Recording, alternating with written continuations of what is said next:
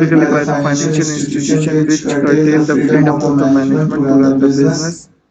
Hence, long-term loans are neither available nor preferred by small-sized firms. ठीक है. ठीक है. Next, we have the next question. What is the difference between capital structure and capital market? Capital structure is a structure that is built on the foundation of the business. Also, it is quite difficult for small companies to raise share capital by issuing shares in the capital market. Firstly, the capital base of small companies is so small that they are not allowed to be registered on a stock exchange.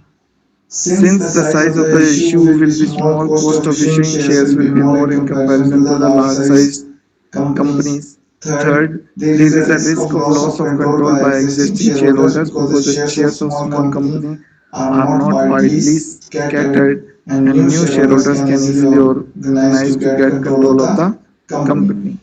In contrast, large size firms can raise long-term loans at comparatively cheaper rates and on easy terms and can also issue equity share, preference shares and debentures to the public. Because of issue of larger number of shares, the cost of issue is also low in comparison to small size firms. A large company can employ various sources of finance and has flexibility in deciding its capital structure. ठीक है, जो आपकी बड़ी company होगी उसके पास आपका अलग अलग सोर्सेस से आपके पास पैसे आएंगे, ठीक है, क्योंकि वो आसानी से कम लागत में वो पैसे उठा सकते हैं, ठीक है। उसके बाद दूसरा आता है आपका स्टेबिलिटी ऑफ अर्निंग्स। क्या कहता है? The companies which have regular and increasing sales and earnings may resort to higher debt. कि भाई आपको पता है कि भाई आपके पास हर महीने 50,000 रुपए आ जाएंगे और वो आपके 5 तारीख से पहले आपके पास 50,000 रुपए हर महीने आपके पास आ जाएंगे, तो आप आसानी से कोई भी छोटा मोटा लोन जिसकी आपकी किस्त जो है आपकी 5-10 हजार रुपए की किस्त है, तो आप आसानी से उसको पैसे को बैंक से लोन ले सकते हो कि भाई मेरे पास 50,000 रुपए 5 तारीख से पहले आ जाते हैं आसानी से, तो मेरे को कोई परेशानी इसको नहीं होगी, मेरे पास रेगुलरली विदाउट एनी डिफॉल्ट इतने 50,000 रुपए हर महीने 5 तारीख से पहले आ जाते हैं और मुझे 10 तारीख तक ये इसका लोन की किस्त चुकानी होती है, तो मैं आसानी से इतने 5 या 10,000 रुपए आसानी से बाकी इसको भर सकता हूँ, ठीक है। तो जिसके पास रेगुलर और फिक्स्ड इनकम आपकी इजीली स्टेबल इनकम जिस कंपनी के पास है, चाहे वो अगर नई बनाई हुई कंपनी है, अगर उस नई बनाई हुई कंपनी के पास भी एक सफिशिएंट स्टेबल इनकम है कि भाई वो आसानी से इंटरेस्ट लोन का जो इंटरेस्ट है वो चुका सकते हैं, तो वो भी लॉन्ग टर्म फाइनेंस अपना ले सकती है, ठीक है। वो भी अपने कैपिटल स्ट्रक्चर में डेट का यूज कर सकती है, जरूरी नहीं ऑलरेडी एग्जिस्टिंग कंपनी से करें, तो जो ऑलरेडी एग्जिस्टिंग कंपनी है वो भी उसके अंदर आपका लोन में डेट के जरिए अपना कैपिटल रेज कर सकती हैं, ठीक है। और अगर कोई कंपनी के पास स्टेबल इनकम नहीं है तो उसको अपने कम से कम आपका डिबेंचर या जो फिक्स्ड इंटरेस्ट बेयरिंग सिक्योरिटीज हैं, जैसे आपका डिबेंचर्स हो गया, बैंक लोन हो गया या प्रेफरेंस हो गया, उनको कम रखना चाहिए अपने कैपिटल स्ट्रक्चर में और उसी हिसाब से अपने कैपिटल स्ट्रक्चर को बनाना चाहिए, ठीक है। नेक्स्ट क्या आता है? डिग्री ऑफ कंपटीशन, कि भाई आपकी इंडस्ट्री में कितना कंपटीशन है उसके ऊपर भी आपके कैपिटल स्ट्रक्चर डिपेंड करेगा। कैसे? If there is close competition in an industry, the firms in that industry should use relatively a greater proportion of equity than debt. On the other hand, the industries which do not have high degree of competition will have a tendency of stable sales and therefore the firm engaged in such type of industry can afford to use more debt. तो वो क्या कह रहे हैं यहाँ पे? आपका जहाँ पे क्लोज कॉन्टैक्ट होगा, जहाँ पे आपका क्लोज कॉन्टैक्ट होगा, यानी कि क्लोज कॉन्टैक्ट या कंपटीशन होगा, कॉन्टैक्ट नहीं, जहाँ पे क्लोज कंपटीशन होगा वहाँ पे क्योंकि आपका जो है थोड़ा सा भी आपका जो इंटरेस्ट में अगर ऊपर नीचे, क्योंकि आपकी अर्निंग्स जो है वो आपका कंपटीशन बहुत ज्यादा है, तो किसी में आपका किसी महीने में आपका कम होगा, आपका प्रॉफिट किसी में ज्यादा होगा, तो फ्लक्चुएशन होगी आपके अर्निंग्स में, तो वो अर्निंग्स में फ्लक्चुएशन होने के कारण हम कम से कम डेट यूज करें और हम जहाँ पे हमारा कंपटीशन कम है वहाँ पे हम अपना डेट की मात्रा ज्यादा रख सकते हैं, क्योंकि वहाँ पे इनकम जो होगी वो एक स्टेबल इनकम होगी, ज्यादा आपके पास कंपटीशन नहीं होगा और आपकी अर्निंग्स में स्टेबिलिटी होगी, ठीक है, तो वहां पे उस केस में हम डिवेंचर्स का यूज ज्यादा कर सकते हैं। उसके बाद आता है आपका stage of life cycle of the firm. आपका जो फर्म है उसकी कौन सी स्टेज पे चल रहा है लाइफ साइकिल की, ठीक है, उस पे भी आपका डिपेंड करेगा।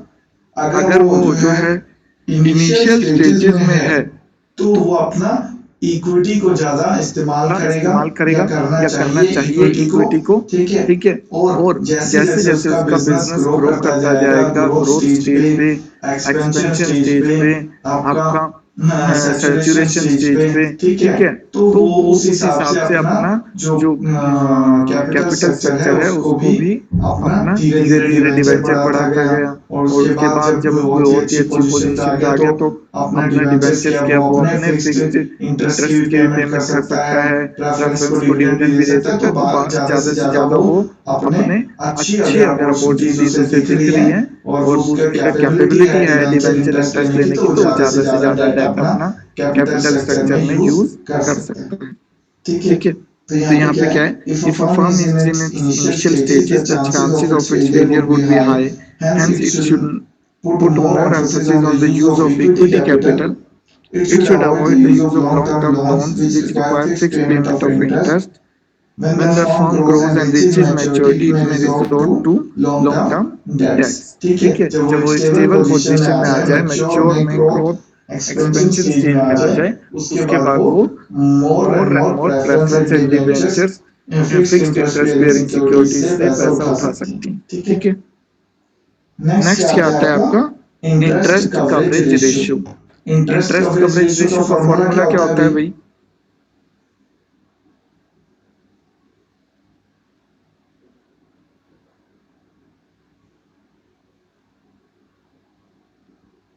क्या फॉर्मूला होता है भाई इंटरेस्ट कवरेज रेशियो का?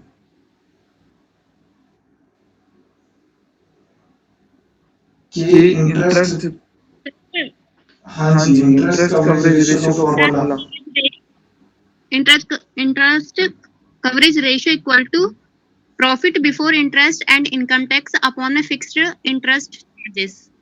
हाँ जी। तो इसके अंदर इसका क्या मतलब है कि भाई आपके पास जो प्रॉफिट बिफोर टैक्स और बिफोर इंटरेस्ट एंड टैक्स है, वो क्या आपके फिक्स्ड इंटरेस्ट बेयरिंग चार्जेस को उठा सकता है या नहीं उठा सकता, ठीक है। यानी कि फिक्स्ड इंटरेस्ट बेयरिंग चार्जेस कौन से होंगे?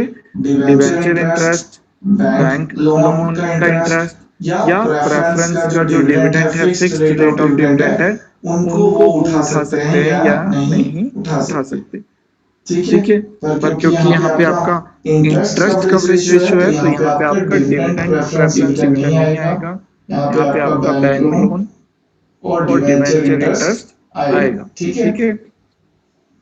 कई बुक्स में ये आपका फिक्स्ड इंटरेस्ट बेयरिंग सिक्योरिटीज लिखा होता है, तो उसका मतलब आपका प्रेफरेंस डिविडेंड भी होता है, ठीक है। ओके, तो बाकी के फिर हम पॉइंट्स कल करेंगे, ठीक है। ओके, चलिए आपका लेक्चर आज का यहीं पे खत्म होता है। हाँ जी, किसी को कुछ पूछना है?